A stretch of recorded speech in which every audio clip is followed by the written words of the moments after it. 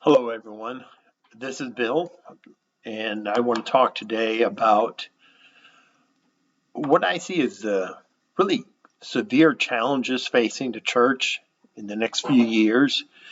And I'm going to propose what I think might be a solution, if not a solution, at least a perhaps a good discussion point that you can all build on and give me some feedback.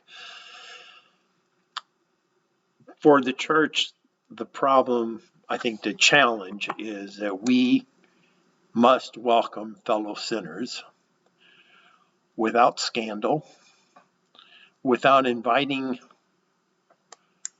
same sex attraction couples, families, without asking them to abandon each other, and without asking them to give up intimacy.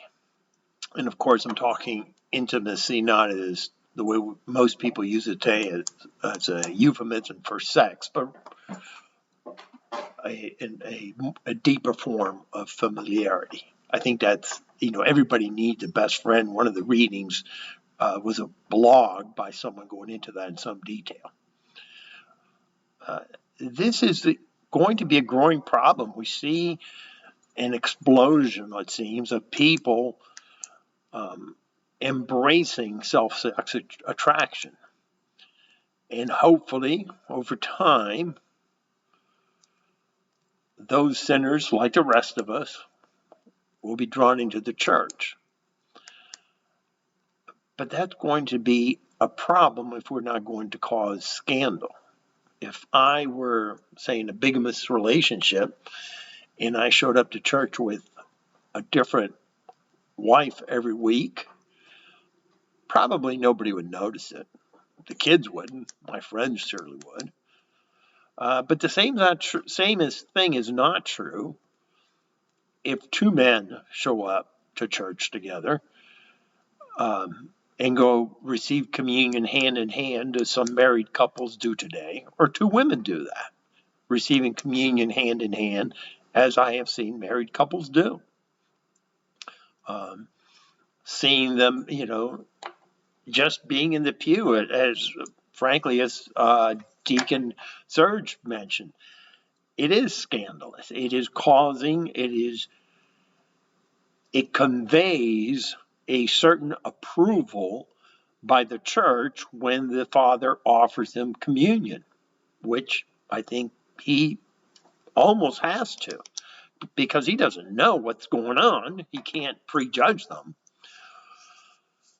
And like I say, this is going to be a growing problem. We see this growing. And at some point, as it starts, these folks, I think, more and more will find a home in the Catholic Church. At least that's what we all hope.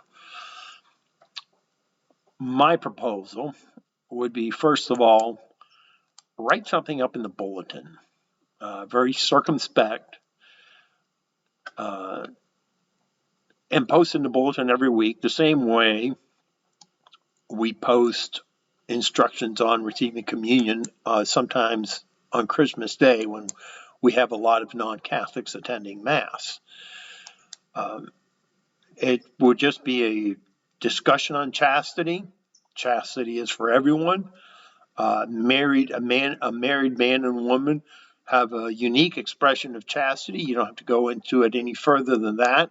Adults will understand it. Children, hopefully, will not, at least not the younger ones, because you really can't, the priest can't talk about that in church with a church full of kids. But if you leave it in there, now you've got a guidepost. You have a firm marker on the ground. And someone say, hey, what's going on here? What about this? You can invite him to a conversation. And like I say, you have established a firm marker. This is the line we will not cross. This is a church teaching.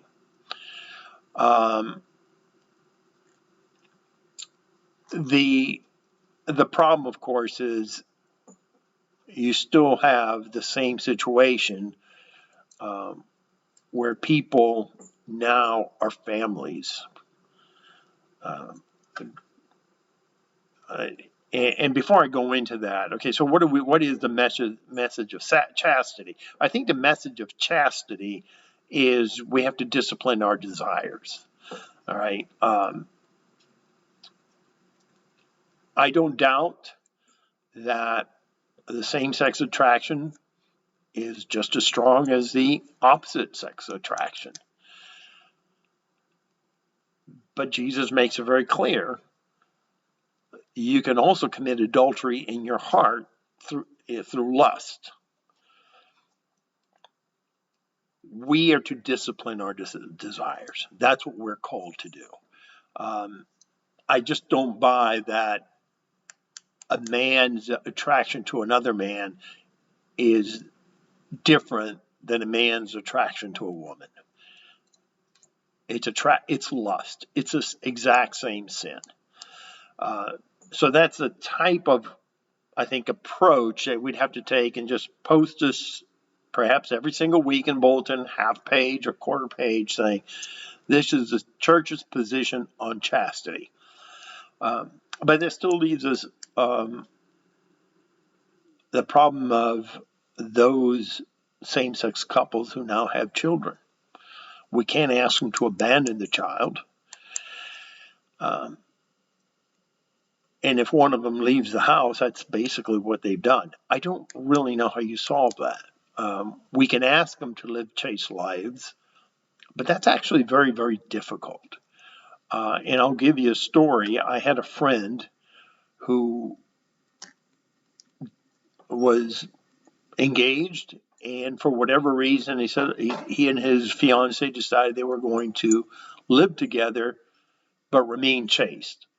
Well, that worked for a while, but eventually they fell to temptation, and he goes to confession, and my friend describes this. He says, after confession, the priest said, look, I cannot absolve you of that sin. You have to get out of that situation. And the basic message is that as part of our confession, we're promising to stay away from the near occasions of sin. And being in the same roof with someone you're physically attracted to is always going to be the near occasion of sin if you're not allowed to have to engage in sex with that person. I mean, that's a very difficult situation, and I don't know what the solution is to that. But I think somehow we as a church, and I think this is what Pope Francis is leading us towards, is we have to engage these fellow sinners. We have to acknowledge that they have a need for intimacy, that they can't abandon their families, and yet we still must stand firm on our teaching. This is the truth as is given to us by the church and by the Bible, and we have to be firm on that. So that's my idea. I think about this quite a bit, actually, because I see this problem growing, and as I said, they're fellow sinners. We need to welcome them into the church. So give me your thoughts. I'd love to hear back from everyone. Thank you.